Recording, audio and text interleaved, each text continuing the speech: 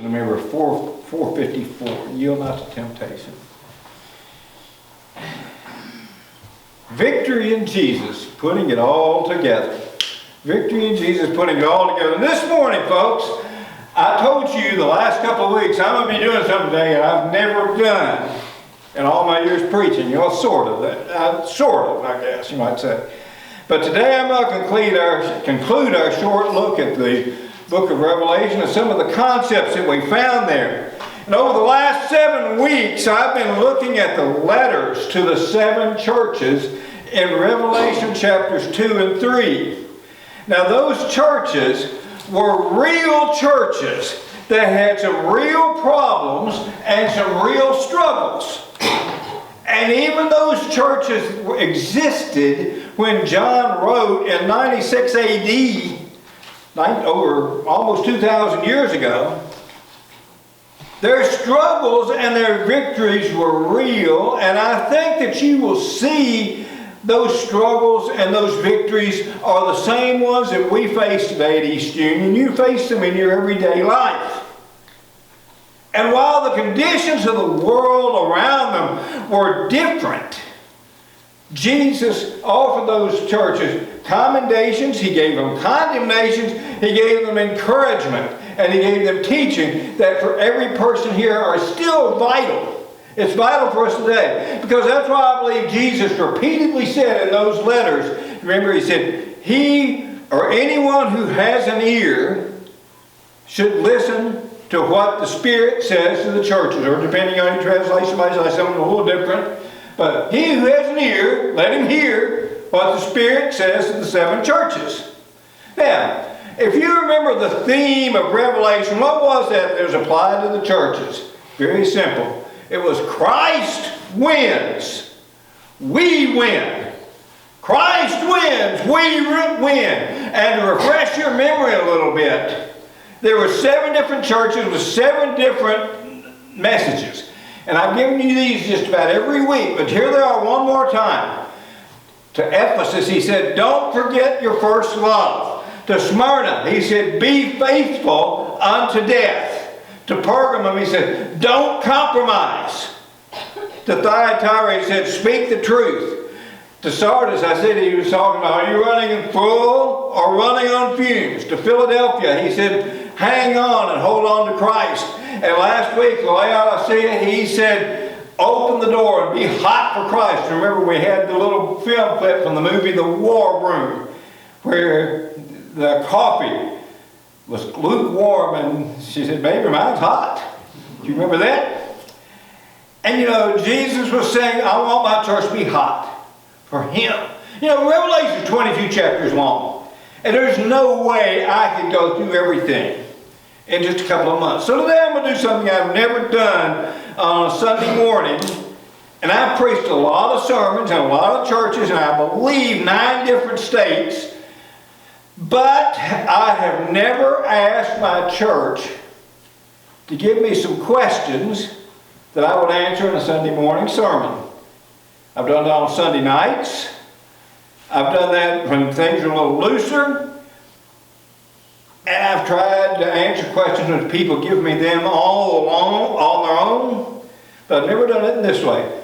But alas, nobody gave me any questions. No. Nobody did. I don't know what that means. But I can tell you what it doesn't mean. It doesn't mean you're not giving a sermon so you can beat the Baptist to the Cracker Barrel this morning. I can tell you that. You know, sometimes people just aren't comfortable giving questions, and I realize that. I don't know why, but it's true. So I thought that might happen anyway, so I'm not going to fuss. So, but the last couple of months I've been thinking about questions I would ask. Or I've been thinking about questions I've been asked in the past. Or I can remember when Stephanie and I were living in Shelbyville and I taught a Sunday school class. We had some lively discussions in that Sunday school class. And some of them were about the very things we're going to be talking about this morning. Now, if you've got a pen and paper with you this morning, it'd be good to take these out because we're going to cover a lot of ground this morning. But If you don't understand something, don't get it or anything, feel free to ask me later. Folks, I don't bite unless you go to Dairy Queen and get an ice cream cone, and don't get me one, Damon. If you don't get me one, I might bite them. No, seriously. But seriously, if you don't understand, don't hold it in. Just feel free to ask. I don't bite. I don't bite at all. As always, the message, as I said, is on YouTube. And then we link that to Facebook, our church Facebook account. I've also got a MeWe account because Facebook's been doing some kind of crazy things lately. So we've got two options for you on that. But most of all, I want you to remember this morning, there's something very special about Revelation. And I want you to remember one very important point that's often overlooked when people talk about Revelation.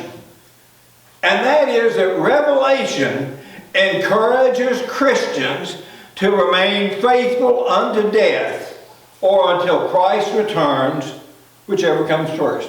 Folks, that's the main message of Revelation. Remain faithful. What's the theme? We said, Christ wins, we win. You know, a lot of people try to make Revelation very difficult. But if you look at it, the main message is Christ wins, be faithful. Christ wins, be faithful. So, here's some questions that I would think people would ask. And here's the first one. The first one is, I don't understand Revelation.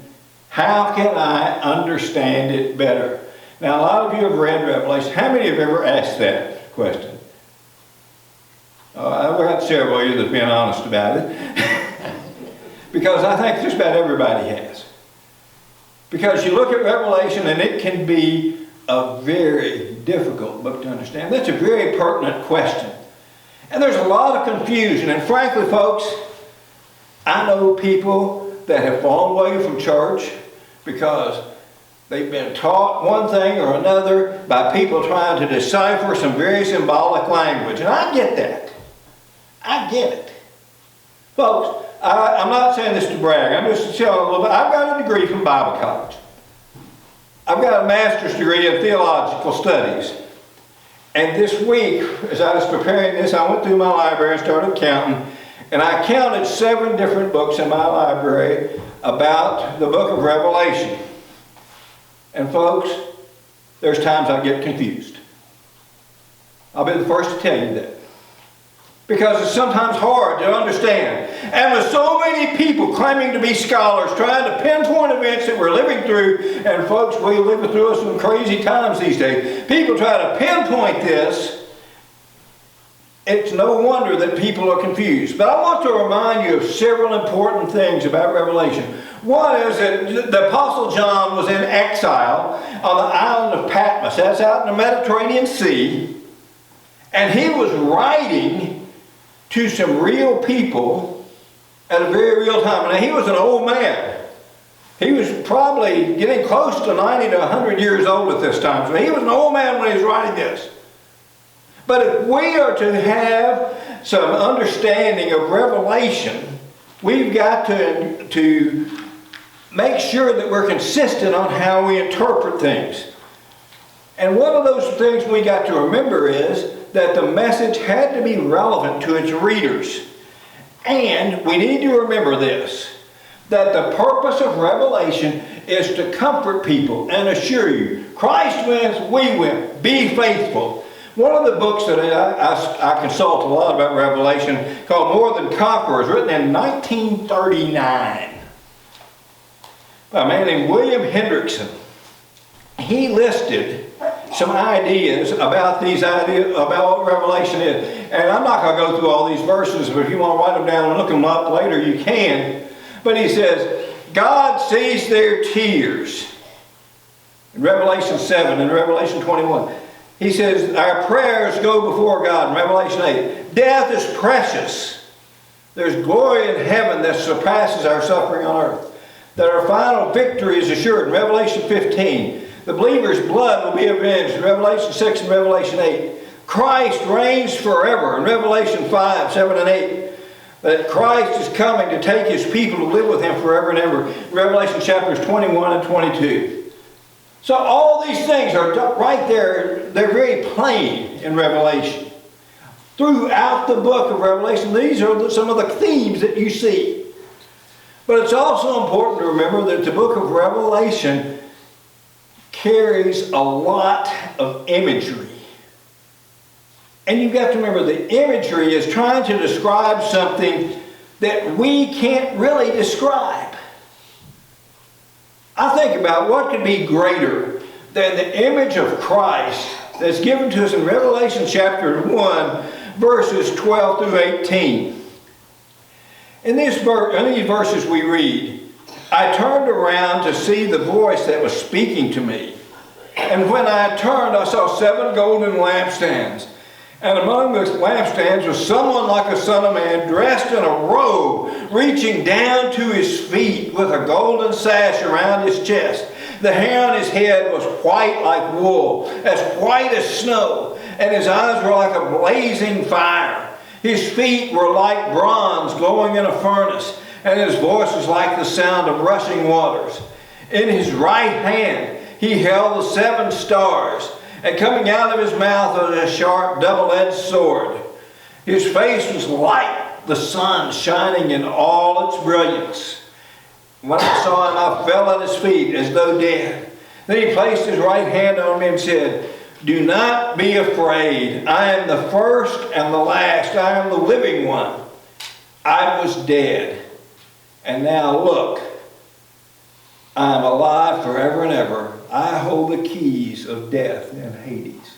Folks, I think John was saying, I can't describe what I saw, but this is the best I can do. He's describing something that's just beyond description. But notice what Jesus said again. I am the first and the last. I am the living one. I was dead, and now look, I am alive forever and ever. I hold the keys of death and Hades. Christ wins. We win. Christ wins. That's what he's saying right there. That's just one example of many, folks. I thought about adding more, but you know, we've only got so much time to get together this morning. This is just one example of the great imagery that you see in Revelation. And much of that imagery is based in the Old Testament. And the people that were reading Revelation in 96 AD would recognize these things. You know, there's a lot of uses for imagery, of numbers, a lot of uses of numbers for imagery. One of them that I think is interesting is how often you see the idea of 7. 7, the number 7 throughout Revelation. That's just a sign of fulfillment. You think, this is a perfect example from the Old Testament. You remember the story of the man named Naaman in 2 Kings chapter 5? Naaman was a man who had leprosy. And what was he told to do to be healed? You might remember? Go dip in the Jordan River 7 times. And he went and dipped. 1, 2, 3, 4, 5, 6. Nothing happened. What happened when he dipped the 7th time? He was healed. It's a sign of completeness, a sign of fulfillment. And that's just one of many examples in the Old Testament. 12. That's a concrete completeness of God's people. Think about it. 12 is used a lot in Revelation. Where else was it used in the Old Testament? How many tribes were in the children of Israel? 12. Just think about all that. One commentary, a man named Louis Foster, who taught at Cincinnati Christian University, went just before I went there. He had just retired when I went there. But in his commentary on Revelation, he noted that of their 404 verses in Revelation, 404 verses, 276 of them have some kind of Old Testament reference. Wow, that's a lot. It's all rooted in there. And folks, I really believe when you look at that what you see with Revelation is it foresees the history of the church. You know, the afflictions that the reader suffered were typical of what you face today in history. Many of the predictions concern principles and happenings that were broad in scope and can't be confined to one event. And if you look at it though, throughout Revelation, the whole thing comes down to this, that there are pictures of the church being gathered out of all the nations and standing before the throne of the Lamb of God. I believe Revelation tells that story over and over again from different angles. Folks, I really believe that, a lot of people are so focused on the second coming and everything. Here's a simple way to look at the second coming of Jesus Christ. This is how I look at it. Christ is coming, and that's it. Jesus is coming. We know it's going to happen. And when it happens, that's the end of time. I don't buy most of the prophecy seminars and stuff. They're trying to make everything in the world happening today happen in a specific place. I don't believe a careful study of the Bible supports those positions. Now, I believe that a lot of people that are teaching those things are very well-meaning, but it's just not biblical. And folks, I'm 63 years old. I know I'm old. I'm 63 years old, and in my life I can tell you things that people have predicted were going to happen, and guess what? They didn't happen. And people got upset, and people left. We shouldn't worry about all that stuff. I believe the book of Revelation is a book of comfort and encouragement and encouraging us to remain faithful. Folks, I really believe that if we're living every day as a Christian, living every day covered by the blood of Jesus Christ, it doesn't really matter what happens at the end. It doesn't matter when we die. It doesn't matter what's going to happen at the end of time. I'm not saying to not be aware of things. We don't know the details, but Jesus said, remain faithful, and that's all that matters. That's all that matters, folks. So that's the first thing. But the second one, what is the mark of the beast? How many of you knew, if you thought the people would give me questions, knew that was coming today? Because everybody wants to talk about that. And that's a concept that is found in Revelation several times. The most prominent is found in Revelation 13, 16 through 18. Where we read, it also forced all people, great and small, rich and poor, free and slave, to receive a mark on their right hands or on their foreheads, so they could not buy or sell unless they had the mark, which is the name of the beast, or the number of its name. This calls for wisdom. Let the person who has insight calculate the number of the beast. It is the number of a man. The number is 666.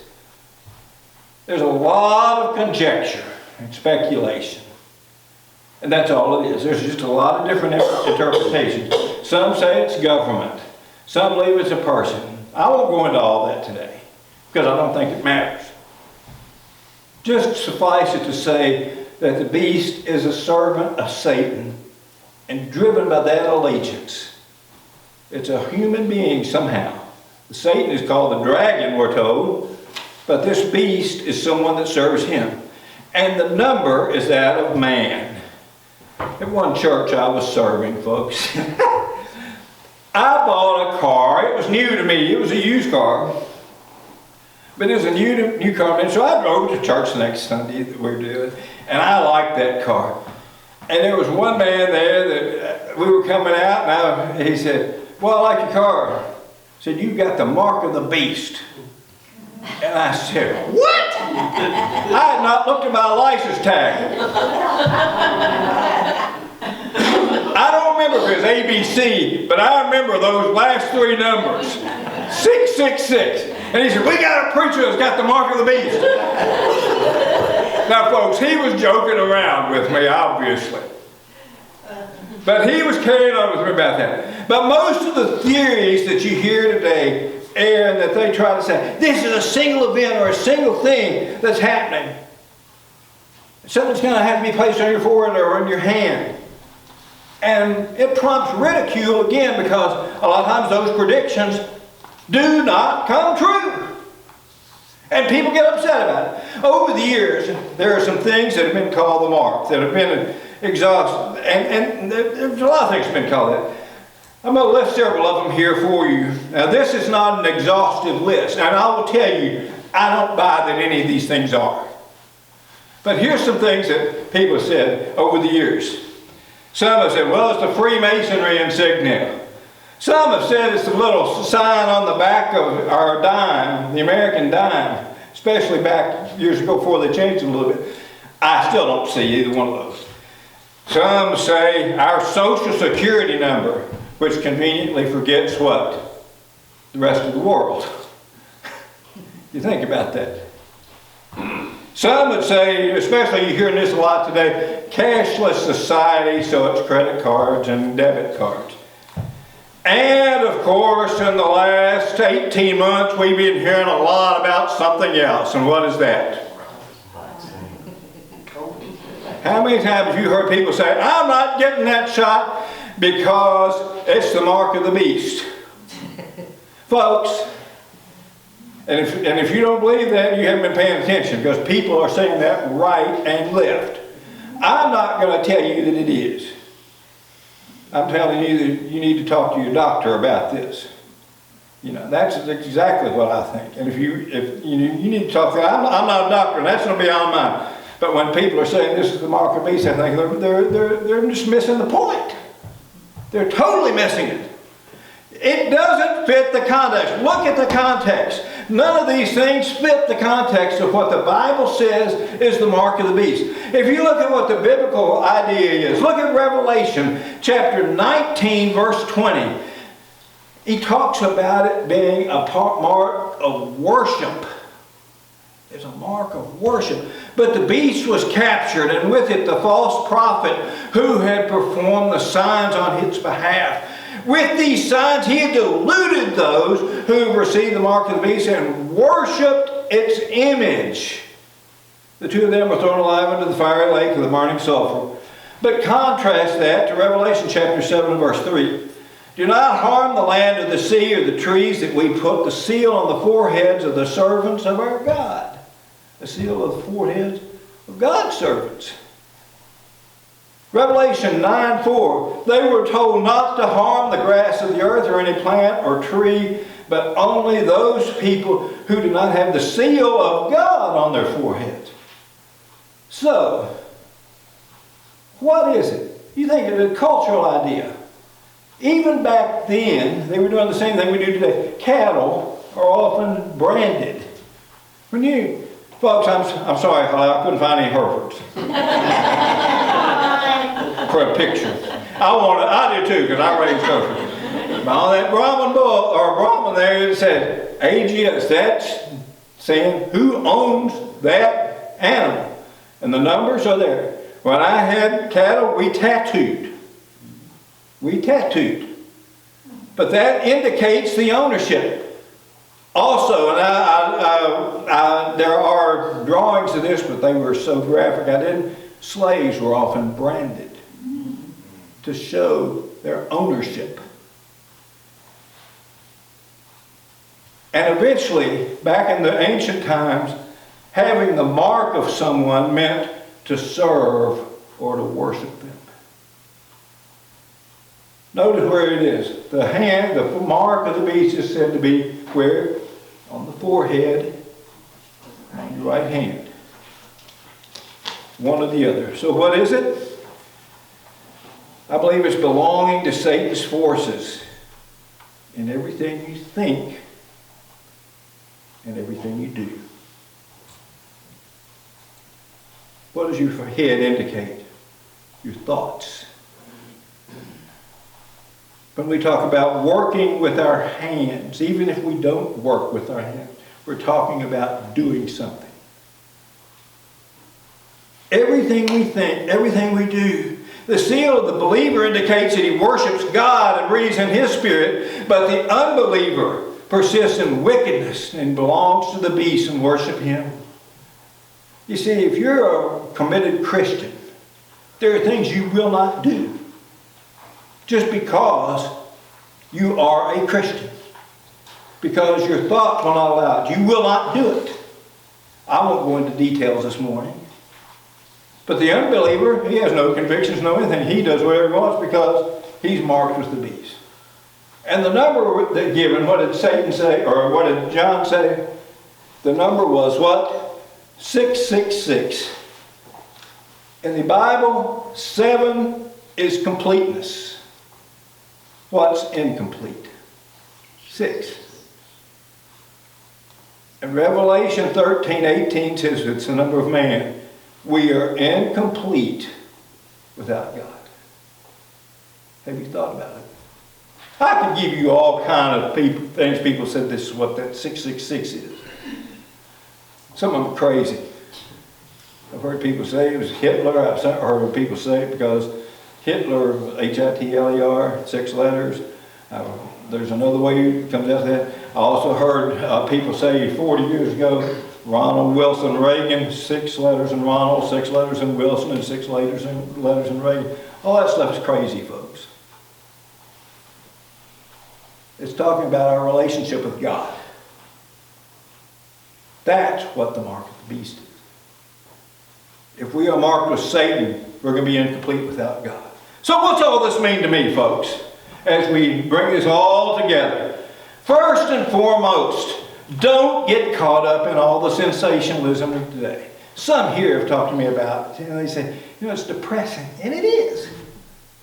It can be depressing trying to figure out when Christ is returning, especially when those predictions don't come true.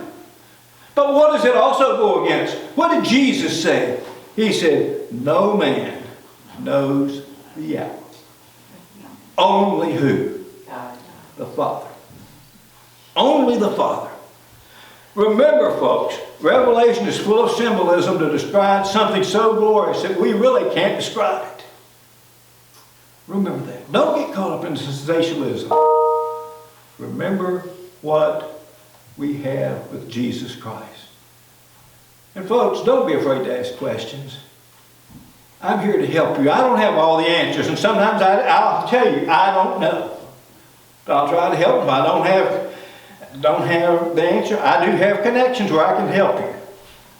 But also remember the theme of Revelation, which is what? Christ wins. We win. I repeated it over and over and over again. We live in a world that's increasingly hostile to Christianity, and we've got to remember that. I'm a sports fan. Sometimes it seems like we're 20 points behind going into the 4th quarter. But what are we told? Christ wins. Christ wins. We win. Biblically, look for Christ's return. The song I said. It could happen today. It could happen tomorrow. It could also happen 100 years from now. 1,000 years from now. It doesn't matter. Remain faithful unto death. That's all that matters. Remain faithful until He returns. If we're faithful, it doesn't matter. It really doesn't. And finally, folks, have a sense of urgency. We might have just one more day. If you're not a Christian this morning, don't put that off. You don't know when you're going to die. You don't know when it's going to happen. And you don't know when your neighbor is going to die. You don't know when it's going to happen. We may not be here next Sunday. We don't know that. But it may be 1,000 years. We don't know. Always live, though, as if Christ is coming back today. Folks, that's the message of Revelation. Be faithful. That's all that matters. Be faithful unto Him. Let's go to the Lord in prayer. Father, we thank you again for your Son, Jesus.